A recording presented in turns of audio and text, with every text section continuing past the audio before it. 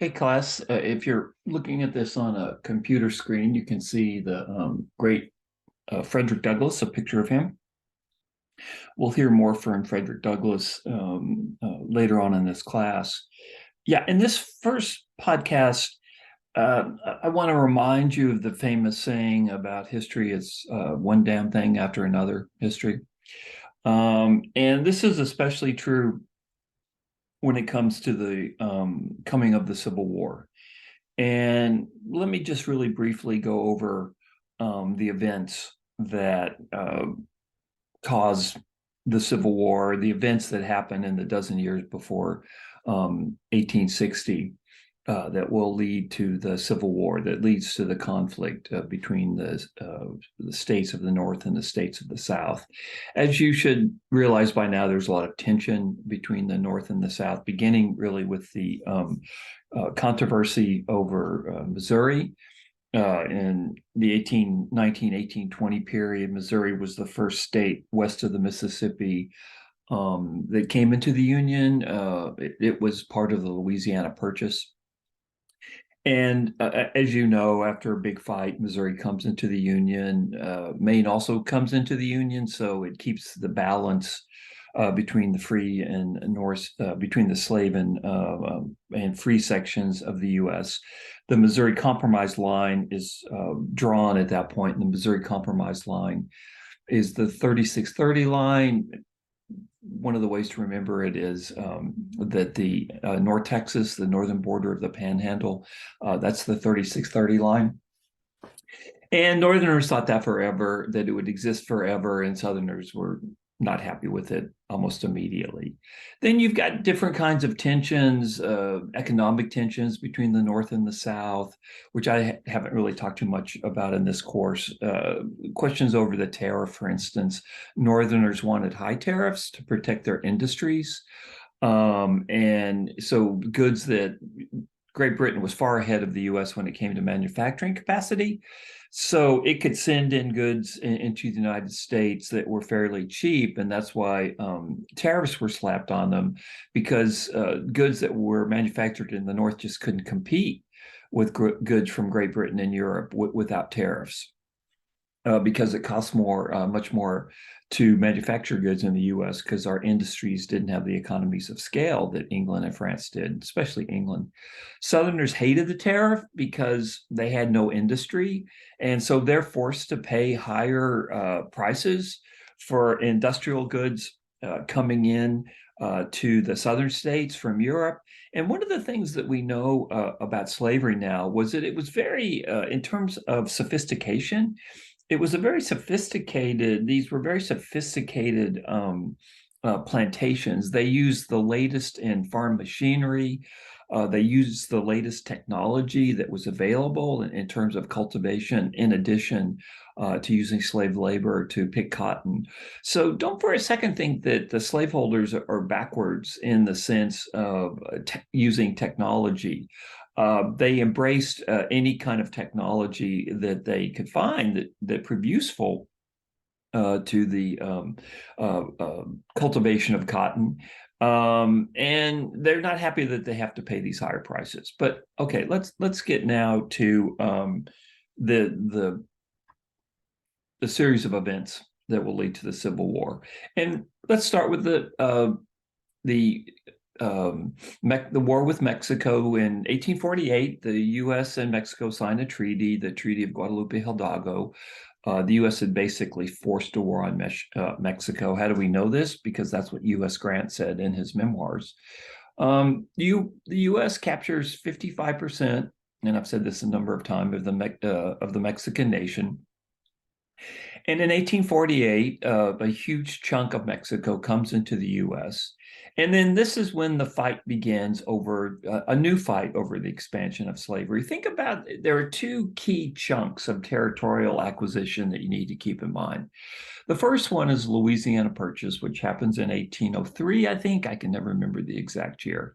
The second big chunk is the land that is ceded to the U.S. after the Mexican-American War.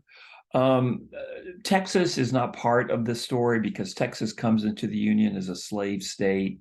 It's already in the Union even before the Mexican-American War starts. Other territory that comes into the U.S., especially Oregon and Washington, they're not part of the story as well. Everyone knew that Oregon and Washington, when it gained the requisite population, that those territories, when they became states, would be free states. Everyone knew that Texas would come into the Union as a free state.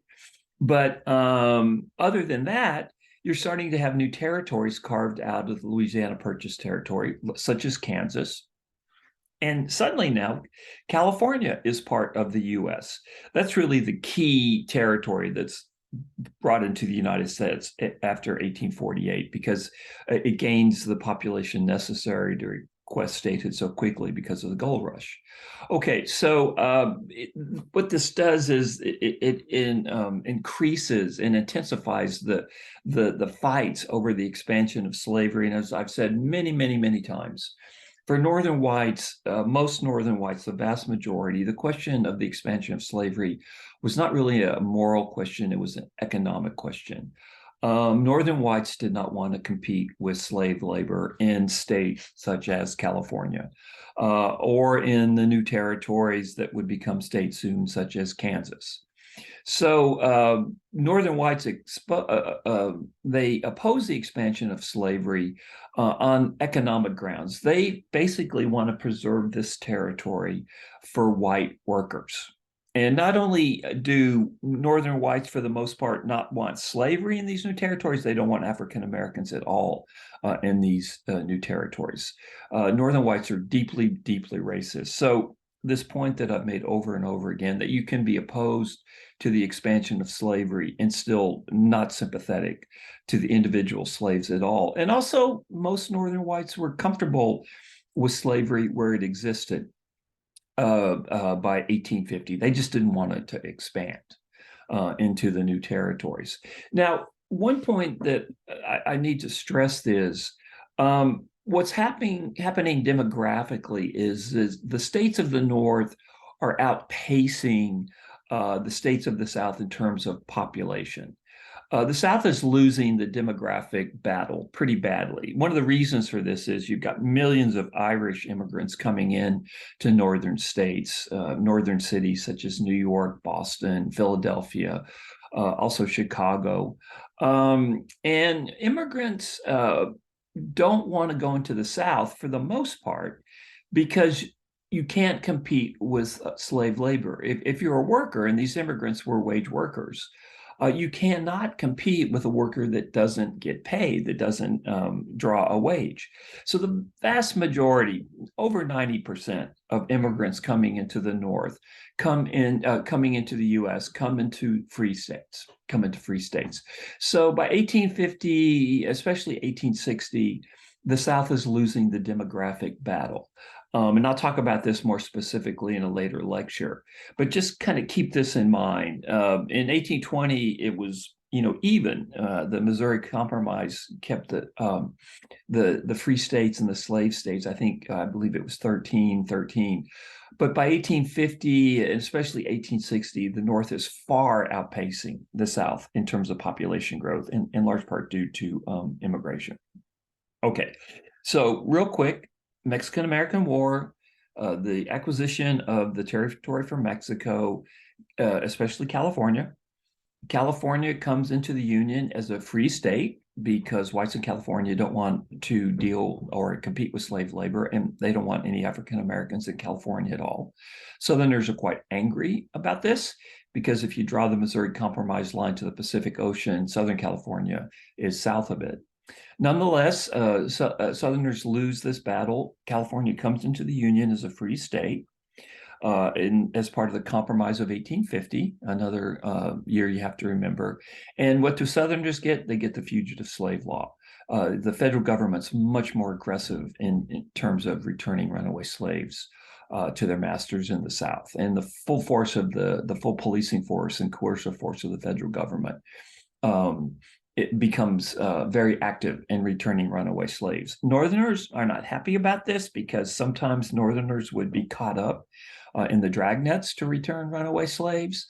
And they just were not happy about having to deal with that. They didn't really care about slaves in the South, but they didn't want to have to return runaway slaves either.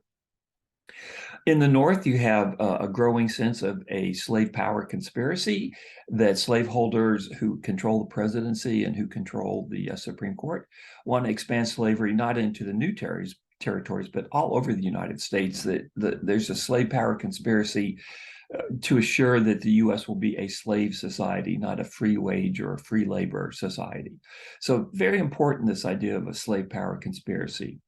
1854, Stephen Douglas of New York, he voids the Missouri Compromise line. It's part of the deal he makes with his fellow Democrats from the South, because he wants to build that train from California, the track from Chicago to California. He voids the Missouri Compromise line, which makes Northerners go nuts because they thought it was forever. And what he does, he replaces it in turn with this notion of popular sovereignty, that especially in the Kansas territory, let the voters in Kansas decide whether or not there will be slavery. We don't need no stinking line. This is a democracy. And Douglas felt, and he believed, that the voters in Kansas would vote against slavery, that the majority would not support slavery. Nonetheless, Northerners are furious about this. This helps split the Democratic Party, although it doesn't go out of business, especially in the North. And it kills the Whig Party. And then what you have after Kansas, Nebraska is the Democratic Party, which is still a national party. And then you have a new party, the Republican Party, which is made up of ex-Whigs, the group I talked about last week, and other free soilers, especially angry Democrats who can't abide the Democratic Party anymore. And these Democrats move into the Republican Party. So the Republican Party is an anti-slavery coalition party that exists only in the North, only in the free states, whereas the Democratic Party still exists in both the North and the South. Stephen Douglas, for instance, he is a Democrat until his death in 1861. So that's 1854. And then the focus moves to Kansas, because there's an intense fight between anti-slavery and pro-slavery settlers pouring into Kansas, both backed by different factions, the pro and anti-slavery factions. And you start having people killing each other in Kansas about the issue of slavery. You've got two territorial legislatures in Kansas, one that is free soil and one that is slave soil. So the Civil War, in a very important manner, really begins in Kansas. So you have what's called Bleeding Kansas, and the violence in some ways starts to get normalized in Kansas as well. Ultimately, Kansas will come into the Union in the early 1860s as a free state. But for right now, we're in the 1850s. So what's going on in Kansas now with these bogus elections where slaveholders come in from Missouri and they vote in the Kansas elections, then go back to Missouri? This is increasing tensions as well. And so I'm going to stop right there with Bleeding Kansas in this particular podcast, and I'm going to talk about the consequences of Bleeding Kansas in just a second. So that's just kind of a summary of where we're at in the course so far.